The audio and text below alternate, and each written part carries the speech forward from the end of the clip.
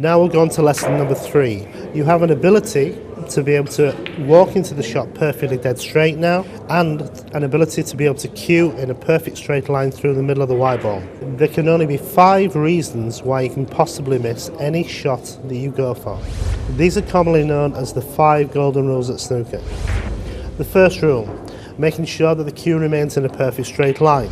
The second rule is making sure that the amount of follow through you use is consistent. This is not for reaction of the white ball, this is for when you hit the white ball. If you follow through the same amount each time, it means you hit the white ball at the same place here. Third reason you can possibly miss is if any part of your body moves. Any movement of the body has a direct effect on the cue ball. Making sure the 0 body movement guarantees impact point, so it guarantees pot and positional play. The fourth reason why most people miss is they don't stop at the correct place on their body. This is called contact point, going through and stopping into your chest. If you follow through too much and go around your body, this makes the cue go to the left-hand side for a right-handed player.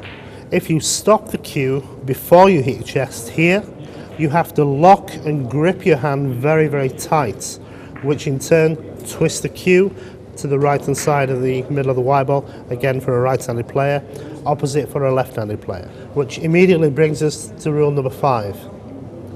The way you hold the cue has to be very, very light. The analogy of this particular grip would be, imagine a beautiful little bird, a small little bird that you hold in your hand. You hold it tight enough for it to not fly away, but you don't kill the thing. This particular exercise I'm going to demonstrate in a moment is called a self-correcting cueing exercise, which also demonstrates the 5 golden rules. Most people, when they play snooker, have preferences. They prefer to play the stun shots or screw shots or topspin shots. In doing so, this limits their shot selection.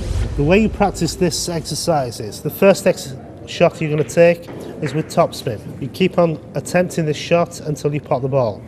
The second shot is with stun. Third shot with deep screw. If you have a personal preference of, let's say, stun shots, you may take 15 or 20 shots to pot the yellow ball. You like the stun shot, so maybe 1 or 2 shots before you pot the ball. Deep screw you do not like, so this may take maybe 20 or 25 shots. So this balances out the shots that you should be practicing until eventually you should take equal amount of shots for each. After you've taken a shot, if you miss, you should stay still and work out the 5 golden rules. If you see any of the 5 golden rules incorrect, then in the next shot you can adjust and make perfect. A small part of snooker is an ability to be able to use side. All top players have a very, very good ability to be able to use a lot of side, but very rarely use it. All top players have a strong knowledge of angles. I will attempt to pot the black ball.